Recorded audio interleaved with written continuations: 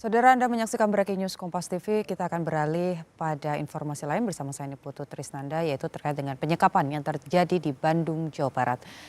Polda Jawa Barat membentuk tim gabungan untuk memburu pelaku penyekapan dan penganiayaan perempuan di Kabupaten Bandung, Jawa Barat.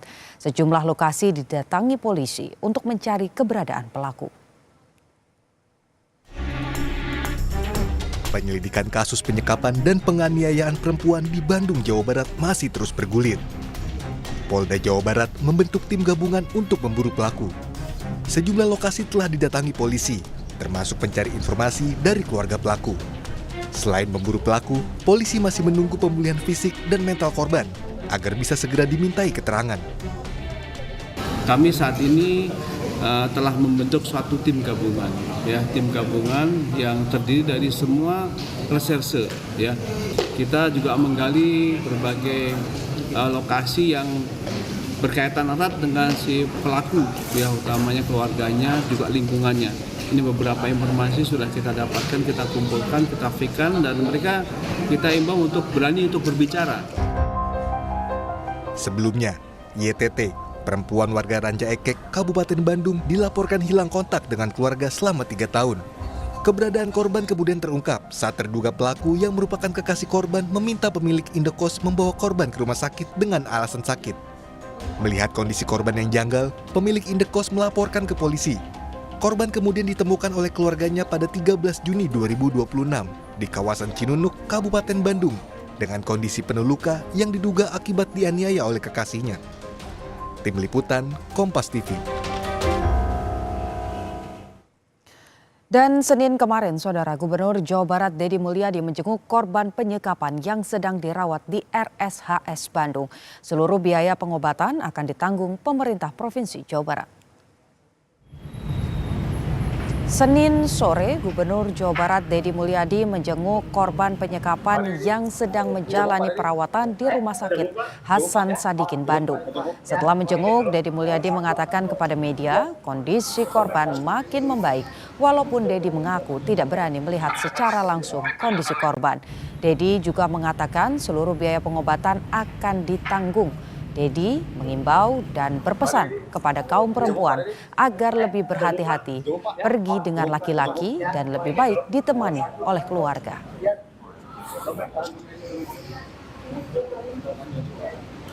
Makin membaik, walaupun saya jujur aja, lihatnya pun nggak berani, nggak tega lah, udahlah. Tapi sempat berkomunikasi. Ibu dokses yang komunikasi saya dengerin, karena saya itu laki-laki tapi rintu hatinya, nggak tega. Tetapi yang paling utama ada 2 hal yang harus saya selesaikan. Kalau urusan penyelesaian pengobatan kan tanggung jawabnya dokter. Tadi kan ngomong biaya tuh, seluruh biayanya saya tanggung sampai selesai. Jadi nggak usah lagi nyari ke BPJS kemana-mana, saya tanggung. Jadi nggak usah sibuk lagi keluarganya, dan keluarganya oleh saya juga tadi dibekelin. Selama nungguin anaknya, dia tidak lagi pusing ngurus rumah, kebutuhan di rumahnya. Dan yang paling utama adalah ngingetin pada seluruh kaum perempuan yang ada di Jawa Barat dan di Indonesia.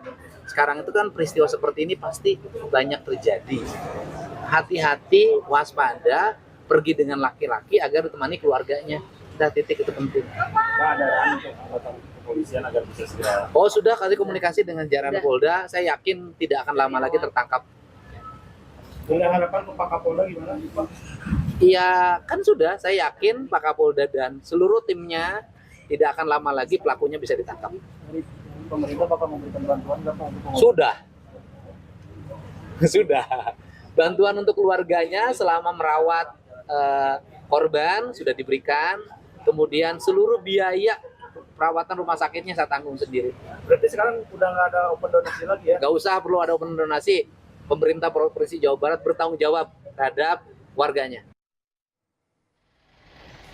Tidak hanya Gubernur Jawa Barat, Saudara, Bupati Bandung Dadang Supriyatna didampingi Kapolresta Bandung Kombes Aldi Subartono juga menjenguk korban penyekapan oleh pacarnya di Rumah Sakit Hasan Sadikin, Bandung.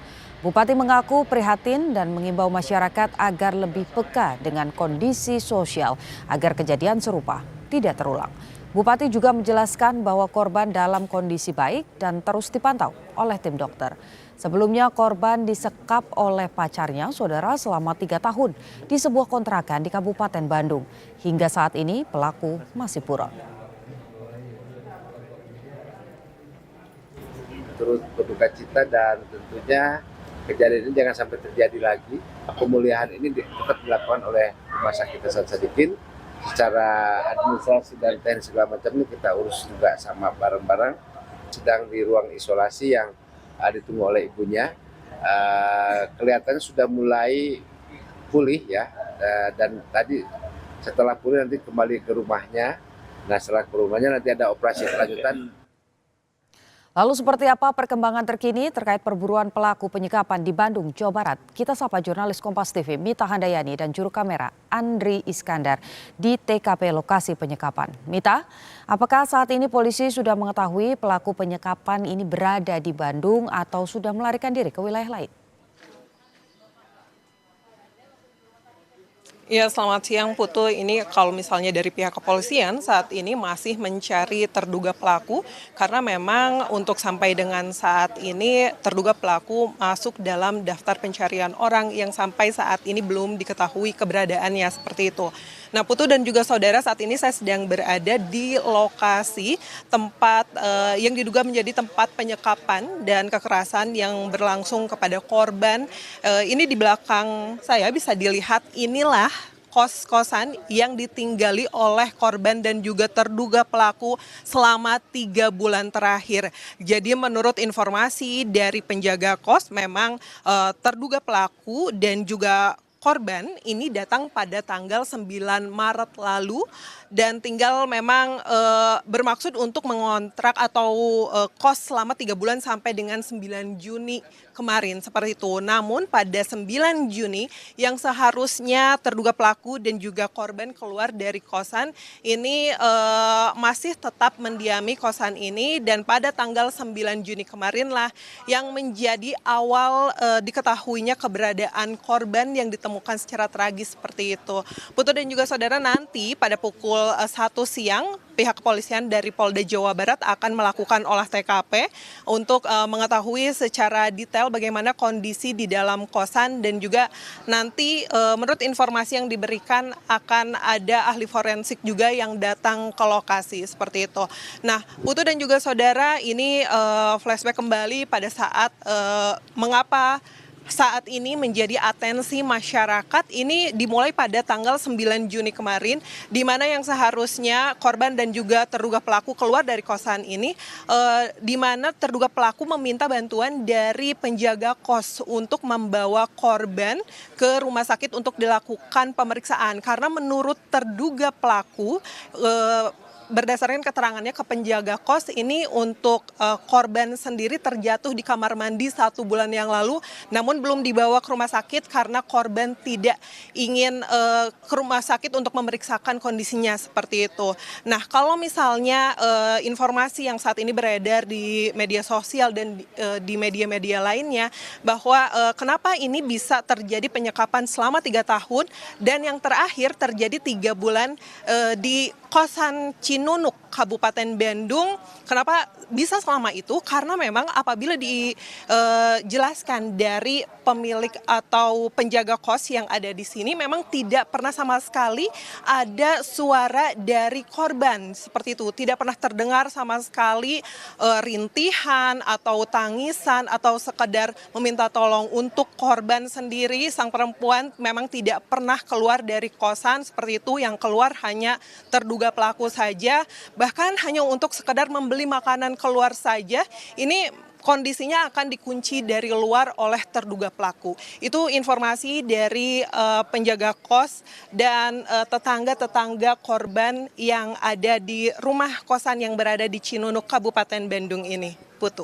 Oke, tapi sebetulnya apa kendala dalam menemukan pelaku? Kemudian sampai dengan saat ini informasi yang Anda peroleh begitu, apa saja upaya dari penyidik kepolisian untuk kemudian bisa menemukan pelaku? Ya Putu, memang apabila dilihat rentangnya memang 3 tahun cukup lama, ini seakan kenapa pihak keluarga sulit untuk menemukan korban seperti itu setelah 3 tahun ini tidak datang ke rumah, tidak mengetahui bagaimana kondisi korban yang sesungguhnya seperti itu.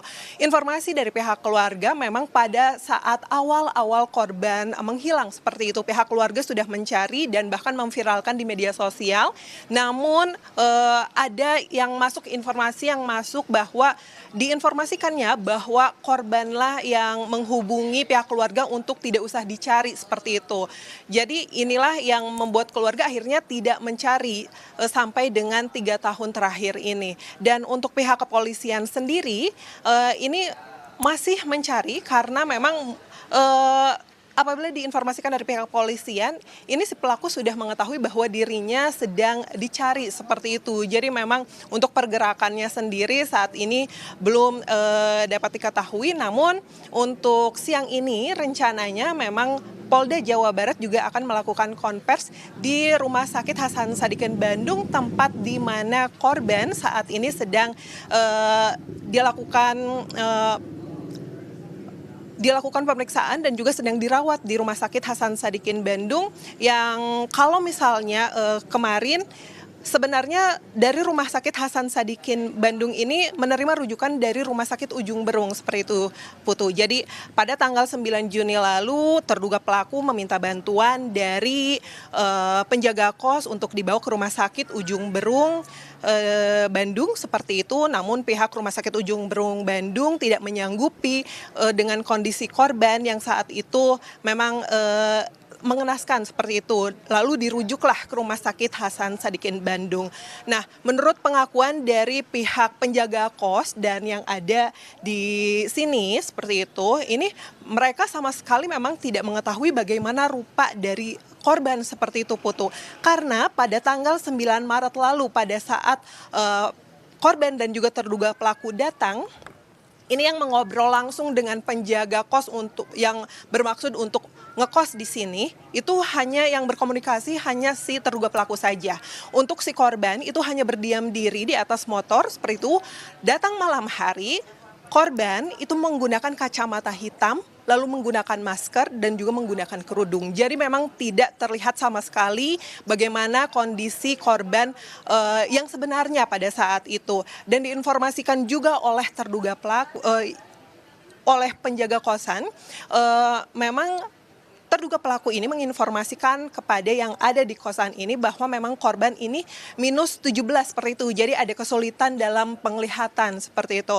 Dan terduga dan penjaga kosan dan yang juga ada di sini tidak curiga seperti itu, karena memang pada saat datang ke sini untuk korban sendiri terpapar seperti itu ketika memasuki kamar kosan. Jadi memang dikiranya oleh penjaga kosan dan juga yang ada di sini kondisi korban memang sedang sakit, namun sedang sakit biasa saja, tidak menduga hal yang mengenaskan itu sedang terjadi kepada korban.